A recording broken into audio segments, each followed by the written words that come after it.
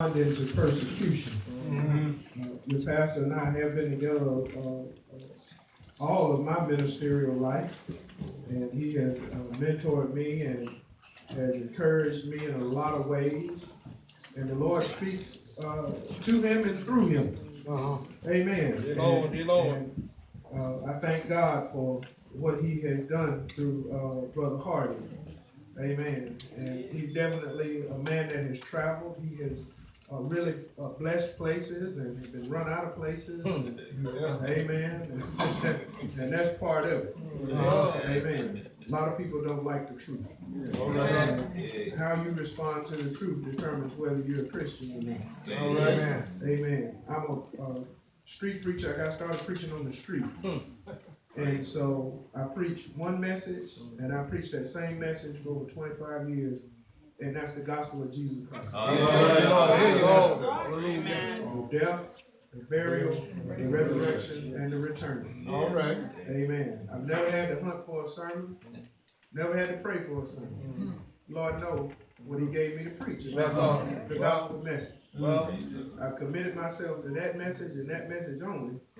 And I found myself really struggling on what not to say rather than finding things to say. Amen. Because when you get the gospel in your heart, amen, God will take you through the scriptures. And he will show you himself and show you the meaning and purpose of the scriptures.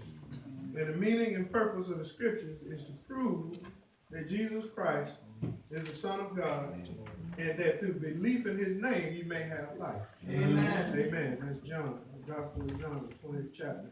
But we're in Acts, the 8th chapter, and there were great scatterings that took place in Scripture, and there were responses to persecution that came upon believers that actually pushed the gospel further than it would have gone had it not been persecution. Amen. In Acts the 8th chapter verse 1 it says that Saul was consenting unto his death, and at the time there was a great persecution against the church, which was at Jerusalem, and they were all scattered abroad throughout the regions of Judea and Samaria, except the apostles. And devout men carried Stephen to his burial, and made great lamentation over him. As for Saul, he made havoc of the church, entering into every house and hailing men and women, committing them to prison. Amen. Therefore they that were scattered abroad went everywhere preaching the word. Amen. Amen. There's a matter after the scatter, right? Matter after the scatter. Amen. First of all, we have to understand that we as believers are called to preach a message. Amen. And when we preach that message, we're going to suffer persecution. Now, just because you're a preacher, that does not mean you are a preacher of the gospel. All right. Because you got different types of preachers out there.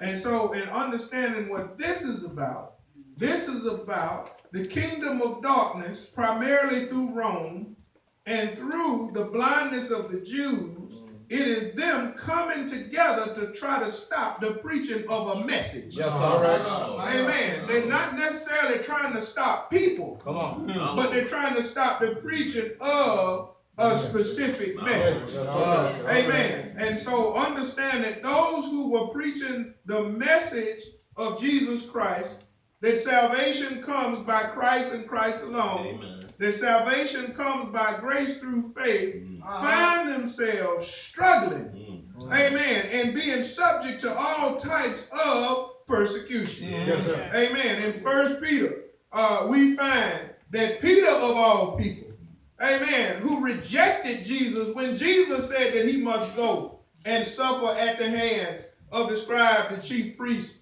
and the elders. Amen. We find Peter saying, concerning the trials of life. Amen. And concerning the trials of your faith. Amen. And he tells us, amen, that in order for us to be in the will of God, that we must suffer persecution. Amen. And so understanding that while some people run from persecution, if you are a preacher of the gospel, if you